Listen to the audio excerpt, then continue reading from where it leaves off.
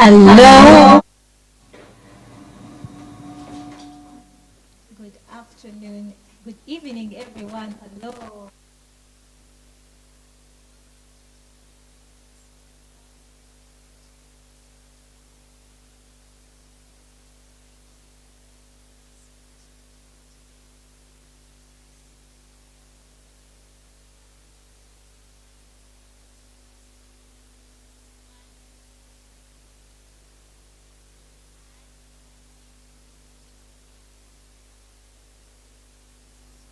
Yeah, and the digital age. This is a topic that you would all be interested in. So today we are talking about from name to legacy, building your personal brand. We have a very special guest with us here in studio. He goes by the names of Mr. Ariho Kamara, and we're very excited to have you here today. Welcome. Thank you for having me, Shiba. Thank you. Thank you for honoring our invitation. So before we dive into this topic, I just wanted to give our audience a glimpse of who you are, because I'm sure maybe there are some people saying, who is this person? But he's a big guy. So allow me to read his CV, his bio for you. Mr. Ariho is the co-founder and group CEO of Nomad Advertising Limited, a continental advertising branding communication consultancy and design agency based in Uganda with a presence in Rwanda and Ghana. He has over 20 years of experience in the advertising and branding industry. Some big brands he has contributed to include aviation, banking, behavior change communication, and fast-moving consumer goods, to mention but a few. He was featured in the 2016-2017 Top 40 Under 40 list of Ugandans. He's also an author, a certified John Maxwell trainer, speaker, and coach. He serves on the governing council of Business and Development Committee of the Institute of Petroleum Studies, IPSK. He also holds a Bachelor of Commerce degree in marketing from Makerere University, an MBA in strategic marketing, and a Master in Arts in Digital Media from London Metropolitan University, UK. Wow. What a CV. What a CV. We are honored. Thank you. We are honored that you honored our invitation to come here and tell us more about personal branding. So all of you who are interested in personal branding as I am, this is your chance. So, Mr. Ariho, Right. you're welcome. Thank you. Are you excited to be I'm here? excited to be here, and I'm so happy to share the little knowledge that I've gathered over the years, and I'm very passionate about branding, I'm looking forward to our conversation. Okay, Yeah. thank you. Great. So just to dive right into it, maybe you could help tell us what a personal brand is. Yeah. Well, I just want to start with a bit of the history of branding. Yes. So branding started way in the agrarian economy, when people herded goats and cows and horses, if you will. And as people began to do agriculture on a large scale, they realized that they needed to differentiate their animals one from another. Right, so they got these animals and burnt numbers on their hide. Some they would put on the skin, on the head or wherever. So they would get a piece of metal which was like a stamp that had an insignia. So it could have your name. Some people could put numbers. So if it was Shiba and Sons, you'd make one with Shiba and Sons or daughters, and then they put it in the fire and burn that number on the cow or on the horse. And that differentiated it from another person's animals. So that process of burning into the hide to put that number is what actually branding is. So to brand is to mark or to put something into that. So when we moved from being an agrarian society, we moved now into manufacturing. Now with manufacturing, people began to make things like water. So right now, the water that we are drinking right now, could have a brand, So we know there are so many brands of different people who manufacture water. So now the branding went commercial and they started putting it on products, and then we had product branding. Now we've moved from that kind of economy, and we went into the intellectual space where people began to patent their ideas. And so we came from agrarian, we went into industrial, then we went into intellectual in the information age, yes. And now we're going into the fourth industrial revolution, which has AI and things like that, yes. Where now the future of branding is personal. Because right now, ChatGPT can do something for anyone, but who is the brand behind whatever work someone is producing? So the future of branding is now personal. It's no longer on products, it's no longer on services, it's no longer only in ideas. Now the future of branding is personal. So that's why, that's the history of branding, and now that's why there's a very keen interest on personal branding. Oh wow, Thank you. That's a very, very rich. I hadn't even looked at it like that. Honestly, Thank you. Did some of you know that? I just thought branding, it's who you are, it's what people think about you, but the fact that there's actually a history behind that, and you've explained it so well. Mm-hmm. So thank you for that. Maybe if you could let us know, because now our topic for today, we really want to center on leadership. Right. Yes, I know you're very, very invested in leadership from your CV and your bio. Mm-hmm. There's a lot you've done for helping young leaders and helping leaders in the community, and the Fidelis Leadership Institute is also very invested in helping leaders develop. So when it comes to branding, how do you think why is it crucial for leaders to invest in branding? Wow, that's a very loaded question. Yes. So a couple of years ago, there was an election in America, and that election was between Donald Trump, now President of America, yes. And at the time it was with Hillary Clinton, yes. Who was running. She'd been the foreign secretary, and she was now running for president. She was coming off of the backdrop of Barack Obama, who had a very captivating presidency, first being the first black American. And all of us know what Barack Obama did to really sell himself as a brand. Yes. It was amazing work, and he took to digital platforms and he did amazing stuff. Most of us still know the O of his brand, which he put in hope and Obama and opportunity and things like that. Now, on the backdrop of that, Hillary comes and she is trying to borrow from the Obama presidency and what it had done with the brand.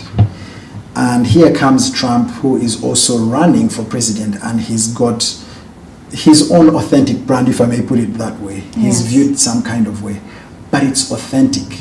He's got this huge following on social media. Most people know him as a businessman. And the number one currency in branding is recognition. Yeah, if people can see your brand, however cute it is, if they can't recognize what it does and who it is, it's just you've lost already. Yeah. So I remember putting out an article because Trump came with the Make America Great Again, mm-hmm. and he lent his personal brand to his presidency. And I remember putting out an article on my blog, and it was called the Bland Brand Blunder, which meant that Hillary had taken her brand, which was bland because it didn't have anything authentic to it, and she was trying to copy things from Obama, so she lost herself. So she wanted to take credit for what Obama did, but not take the fall for what he didn't do. Yeah. And Trump just came out with his personal brand. Today, Trump is president again, right? And it's because of his personal brand. People know what he stands for. Yeah. People know, as in, they may not agree with him, but they understand and they can relate with his brand. So for leaders, your brand is your promise. Your brand is what makes people buy into you. So John Maxwell says people, I don't think it's John Maxwell, but it's people buy people, they buy things. That's true. People buy into people. So for any leader, people will first buy into you before they buy into your vision. So I think it's very, very important for any leader to have a personal brand for people to buy into before they can buy into their vision. All right. I like that. People buy into you first before they buy into your vision. So you have to first sell you. You have to first sell you. You have to find your unique. Is it unique selling point? Yeah. Is that what they call it? Yeah. All right. I like that, and I like that you've talked about that, because I want to take you into authenticity, because I think what you're talking about is you have to be your authentic self. Hillary was not authentic. She tried to yes. She claimed she jumped off a plane with bullets flying, but that wasn't true. You know, so there were so many things, and so things like that. Yeah. So when it comes to authenticity, how can you, if I'm a leader and I want to communicate to sell my unique selling point and my authentic self, how can I start? Do you have any tips on how one could start with that? Well, I must say that we are constantly selling ourselves. Yes. Someone said, if you don't deliberately brand yourself, others will. So when you don't deliberately put out the brand you want people to perceive you as, people will call you the guy with glasses because you didn't introduce yourself by your name. Yes. And there are very many people who have glasses anyway, so you'll be the guy in the pink shirt. so you constantly have to say, you know, what you stand for, and so it's the authentic self. People will find something to hold on to. So all of us are constantly branding ourselves, even when we don't know it. Yes. So I think it's I don't know if that really answers the question, but I think we are always branding ourselves. I think we're always putting out our authentic selves. And I think your authentic self is who you are when no one is watching, and that always comes out. My headmaster used to say that a true gentleman is one who uses a butter knife even when they are alone. And I think when you are on your own, you can tell the kind of brand that you are. Yeah. But then there's the brand that you can walk towards. You know, not all of us. All of us, there's something we aspire to, and we must begin to take that journey to get to where we want to be. But it's intentionality. Yeah, you have to be intentional about what you want to project out there. Okay. Yeah. So I like that you mentioned that, because you said you must walk the talk. Right. But now I want to ask you, does that mean that you have to necessarily, does that mean that you have to leave what you're trying to project out there? So can I build a brand based on something that I don't? Can that happen? Does that happen? Something I don't practice, but it's a brand that I put out. Yeah. I mean, we've seen it with the advent of social media. Everyone is putting out the person they want you to see, not who they are. Yes. And that's why you have a lot of people who, when the cameras are turned off, or when the picture doesn't get the number of likes that they hope to, they get into a depression because it wasn't their authentic self. They weren't doing it from the point of who they truly are. They were playing to a certain narrative, a certain audience. I think you get a lot of peace when you are one, when you are whole. I've gotten to learn that the word integrity is born out of the word integer, which means whole number. Okay. Yeah, so to be an integral person means that you are the same whichever way people approach you. Yeah. And I think that is what a brand is. So one of the tenets of a great brand is consistency. Yeah. So I know very many people have a certain phone, the iPhone, you know. It's because they've been consistent over times, over the time that they've been in the market. So that is what people want to see, even in a personal brand, the consistency. Yeah. And that consistency can only compound, and it becomes easier when it's coming from a place of authenticity. Okay. Yeah. Okay. Yeah. I like that. So just to add on what you've said, this is just from my personal observation. Right. You would say that sometimes because I've noticed that many brands do tend to fail because of that. Yeah. They are not authentic. Yeah. What they put Yeah. out there, Yeah. when you actually go and maybe visit them, Yeah. get to spend time with a person, you're just like, hey. Yeah, it's the fake it till you make it. Yeah, so, exactly. So sometimes Yeah. people find you at the faking it stage, but yeah, sometimes you are trying to shift. Yeah. Right. So this week I learned something very interesting, that often there are two scenarios in life. You're either drifting or shifting. Drifting is not good, because drifting is subtle, drifting is unintentional, drifting is it's a bad thing, really. Yeah. Like they would say in relationships, people begin to drift apart when you no longer take phone calls, you're no longer present for the person, so you're beginning to drift. To shift is when you take deliberate action and say, I don't feel like being around this person, but I'm going to stay. I don't feel like having this conversation, but I'm going to have it. You're now shifting. Now, in many cases, we speak about what we want to shift towards, but then we keep drifting to what comes easy. Yeah. And that's what hurts brands, whether they are personal or business brands. And all of us are culprits in one way or another. I agree. Yeah. I agree with you. Yeah. So I like that you did mention the fake it till you make it theory, and you did mention how these days on social media, people just put out things to see what will get the most clout, what will get the most likes. So how do you think social media has changed the way professionals brand today? Yeah, I think social media is like money. Social media is like money, because money is, I was listening to a guy called Bob Proctor who said, electricity is good. You can either use it to cook dinner for a man, or you can use it to cook the man. So social media is that. There are people who are using social media for good, and there are people who are using social media for other vices and other things that you wouldn't subscribe to.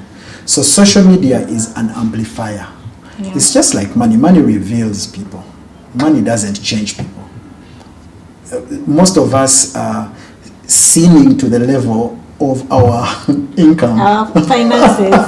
Okay. Yes, you're sinning to the level of your finances. Yes. So when you can handle sins of a certain financial magnitude, that's all you can do.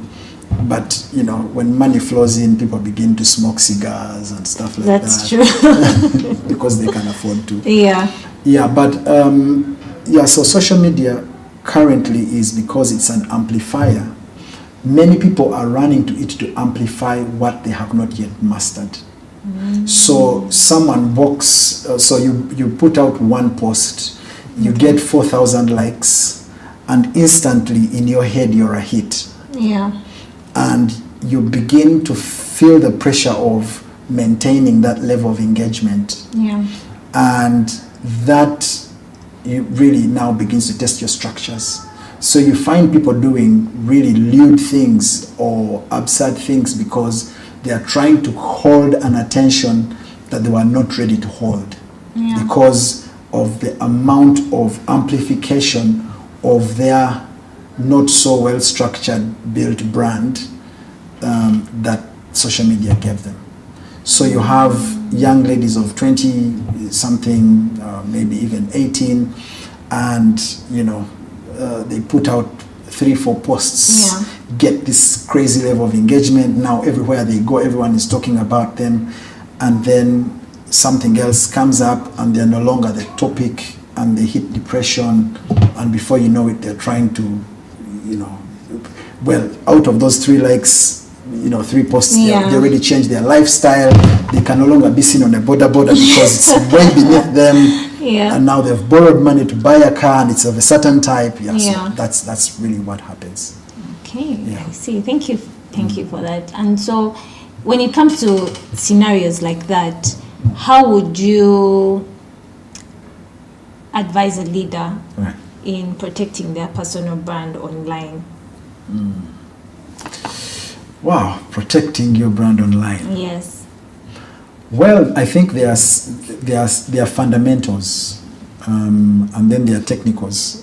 Yes. I would say the fundamentals is you need to live a life so, your life, the people who are in your life who matter the most should be ready to defend you if something ludicrous came up about you online. Yeah. Right? The people who matter the most. Yeah. But also the technicals, I would say, don't share your password. Get verified if you're a public figure. Yes. So those are some of the technicals to safeguard your brand online. But the fundamentals, I'll just give you an example. Not so many years ago, there is one of the restaurants in town which is very, very popular. Someone went on social media and said they found a rat in their milkshake. Oh, I remember that. Right. Yes. Now, because everyone understood the fundamentals of that restaurant, whoever had that claim actually suffered a backlash because people were like, it's impossible. Yeah, people did not be. So that's what we should do for our brands. Yeah. Okay, so when your name speaks for you, correct. Because I remember that incident. Correct. They hadn't even put out a statement. Exactly. Yet, Everyone. Correct. People were defending them. Correct. So they have their fundamentals, right? Yeah. They came out to issue things and handle the technicals, but the fundamentals had already exonerated them, if we may put it that way. Yeah. So even before you come out to offer a statement, people should say, no, we don't believe what's going on. It's okay. That's beneath you. Don't even think about it. Yeah. Okay. Yeah. That's good. So how would you, because I like that you talked about the youth probably posting all sorts of things just for the likes, just to get a brand. How would you advise young people on branding? Because the internet is forever. That's one thing I've come to learn. The internet is forever. Right. So one may not understand the impacts of their actions right now. Let's say an 18-year-old won't understand the impacts of their posts right now. If they're posting lewd things, and let's say 10 years down the road, 15 years down the road, they are CEO somewhere, and that stuff follows you. Someone digs. Yeah, just by the question you're asking, I've had these conversations with my 13-year-old who, so she's in boarding school, and my wife and I agreed that she's not ready to have a mobile phone. Okay. Well, she has a mobile phone, but she's not ready to take it to school. Okay. And we offered her the button phone, and she said, "Thank you very much, but no thanks. I'm better off not having a phone than having this button phone." And so very interesting. So, but these are the times we live in. So I've had this conversation so many times, and this is what I've told her: listen. You have your whole life ahead of you. And when I look back at my own life, before I met Jesus Christ, I was like Saul. Okay. And I'm glad that just like Saul, we don't have, Saul's sins are documented, that he persecuted Christians and killed some. Yeah. But it only stops at that. It doesn't tell us how he killed them. We don't know whether he boiled them, whether he impaled them. Yes. Things like that. I think personally, I'm one of those people whose trailer, we would be pleading not to be seen. Sure. There are people who survived social media. I can tell you for a fact, yes. I can tell you. Every once in a while you meet people who know you from back in the day, and they believe that there's a God in heaven. They take a look at you and say, if you guys are telling me the stuff you're telling me, I believe that there's a God in heaven. So I'm really glad that there wasn't internet to capture those things, but even if it was, I think maybe that would be one of the greatest testimonies to help people get realize that actually there is the saving power of Christ. Because right now, I think the internet is very unforgiving. There is so much information out there that everyone trying to make it on the top of the pile is there's some people who are out there trying to build a name by bringing others down. Yeah. So it's crazy. I was reading somewhere online, someone said hell is empty. All the demons are here. Oh wow. So it's Okay. possible that indeed hell is empty. Yeah. And some of the demons Yeah. are on social media. And to tell our children and the youth to get to grips with the fact that hell is empty, The demons on the social demons media. on social media, it needs to be amplified. Yeah. Yes. Okay. And how do you think, let's say that I've come for your services, Right. okay? Right. And I had a very wild past and everything is documented. But now I want to change my personal brand. I want to become more professional. I want to appeal to a different crowd. Is it possible for someone to change their brand and for it to actually work? Do you have any success stories that you can share with us, or any tips? All things are possible. Like I Yeah. said, the future of branding is personal. Yes.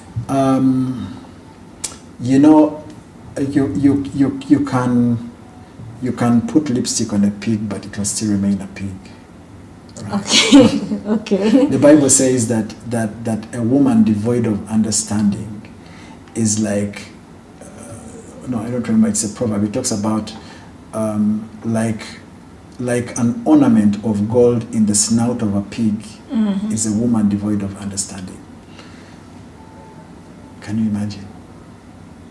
They're equating a woman devoid of understanding. Well, I would like to say a woman or even a man devoid of understanding is like a pig that's wearing jewelry. Yeah.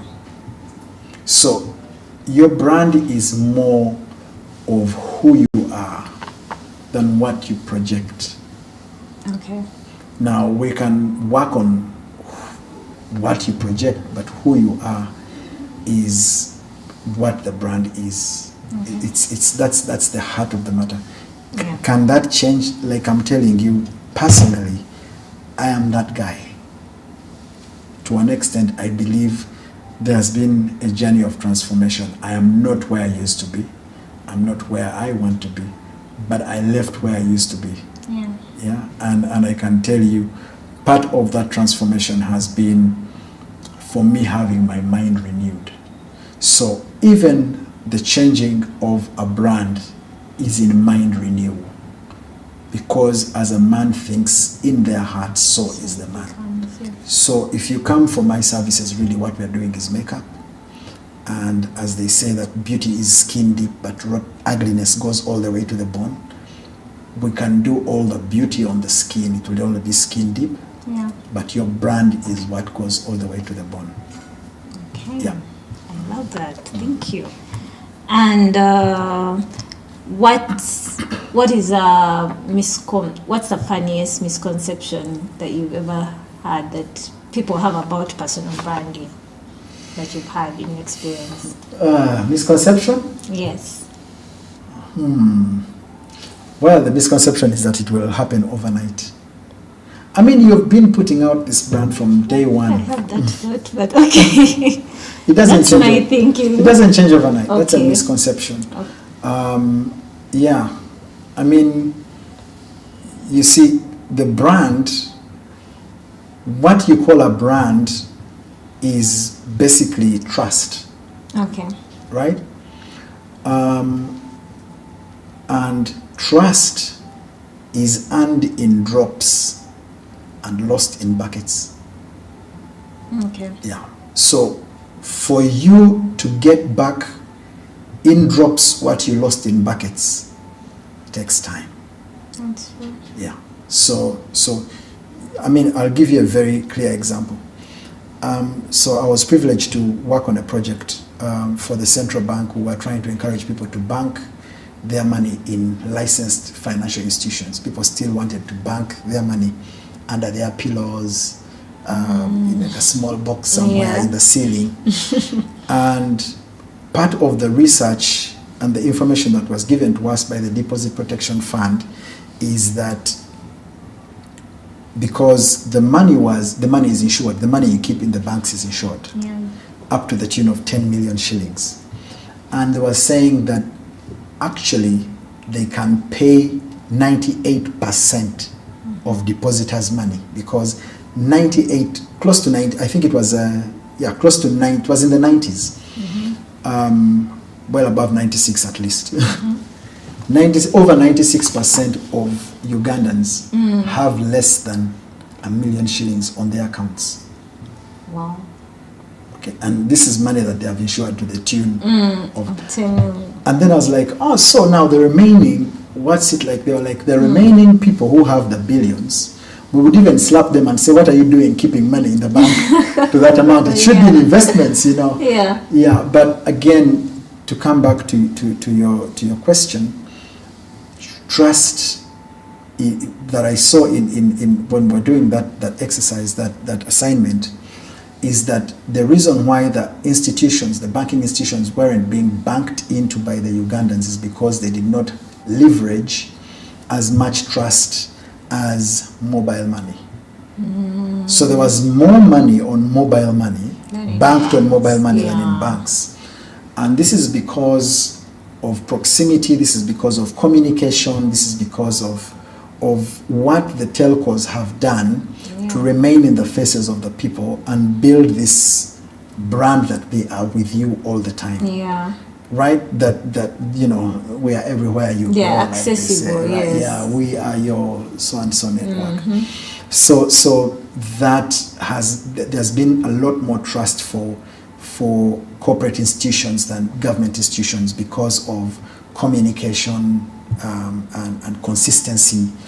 You know, I really hope that someone in government would call so we can have a conversation. But I don't really like the way our coat of arms is thrown on everything in any kind of way. Just the inconsistency of it alone makes us look like, you know, a banana republic, you know. But you see nations that are really organized, you know, when something is coming from the Department of Justice, it's a logo that talks about the Department of Justice as an institution. If it's from their health services, it's that. But everything affiliated to government shouldn't carry our coat of arms, right? So that for me is I don't know, I lost myself somewhere in between there, but I think I hinted on your question. No, it's okay. Yes, it's about trust. You said it takes time. Yeah, it takes time. And it's about trust. Yeah. And I think that's a very big misconception. You are right. Yeah. Most people think that you can change overnight, especially now with social media, the digital age, AI. We get things with a snap of a finger.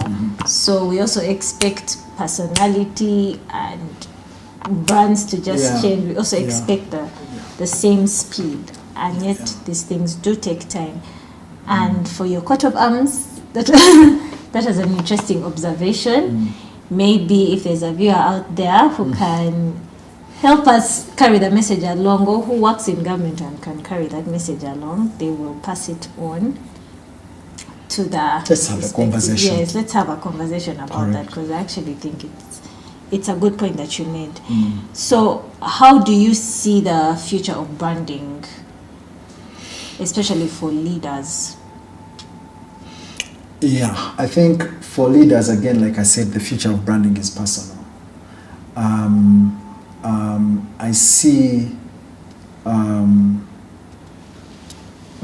leaders becoming media houses.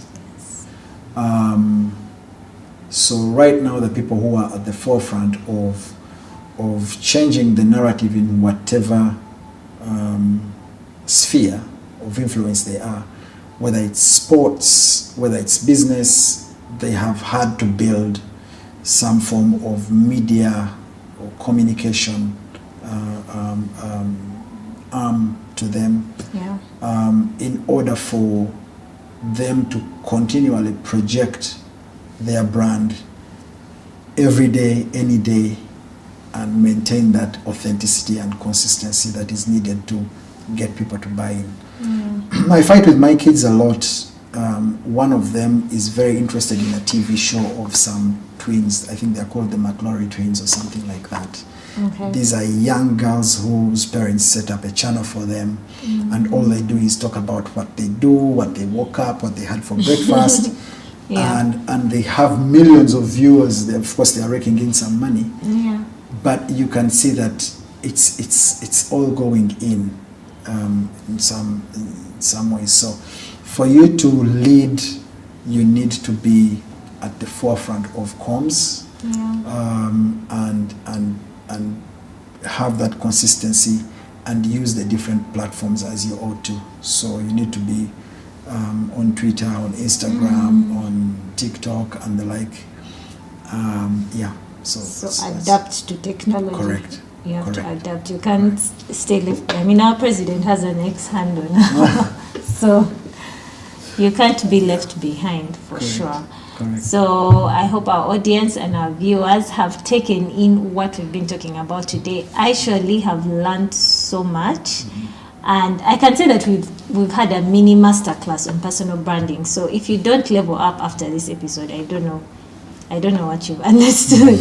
But before we go, I would just like to let the audience know that our guest today is an author. He does have 2 books out on personal branding, and I'll let him take the mic and talk about his books. He's brought them here. So if you want to learn more on what we've been talking about today, if you're interested, you should purchase a book. So tell us about your books. Good. You can hold them up. Oh yeah, okay. So Yes. this is my first book.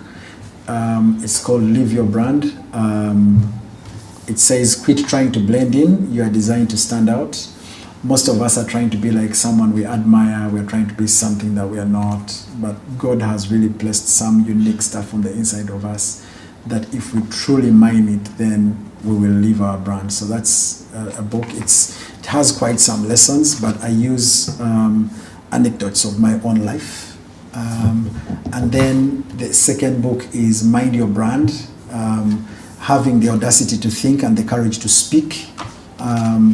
This has 101 quotes on my thoughts on personal branding. And these are all inspired by real life stories that have happened to me. And so I documented that in a book.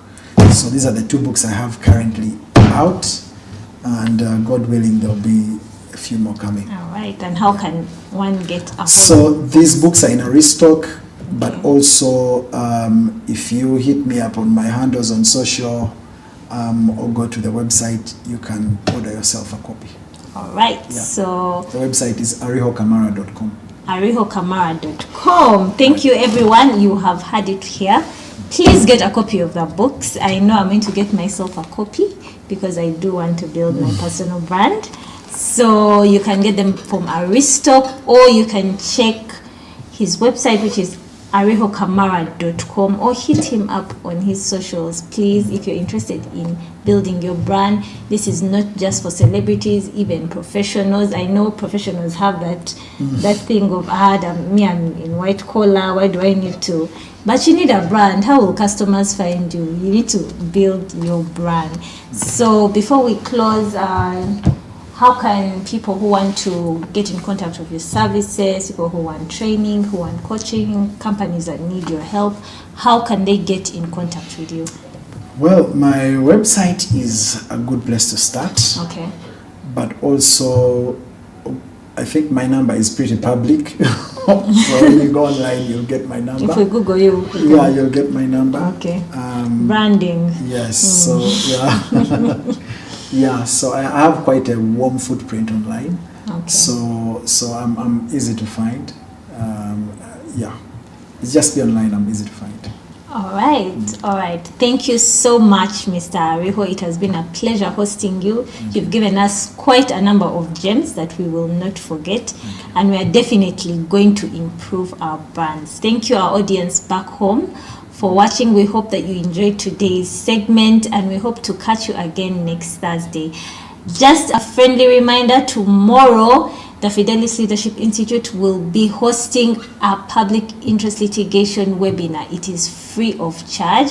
You just have to log in and watch. If you're interested in public interest litigation, if you're interested in advocacy, if you're a lawyer or someone in the field, please attend tomorrow's session. I would also like to remind you that at the Fidelis Leadership Institute, we do have leadership training, and we are starting our 4th cohort for our FAT fellowship, which is the Faithful, Available and Teachable Fellowship. We're starting our 4th cohort on 31st of May. So please send in applications if you're interested in leadership, interested in improving your public speaking, your business, that this is a fellowship for you. So send in your applications, go onto our website and log in. Okay, with that, I cannot wait to see you again next Thursday. I hope you have a lovely evening. Goodbye.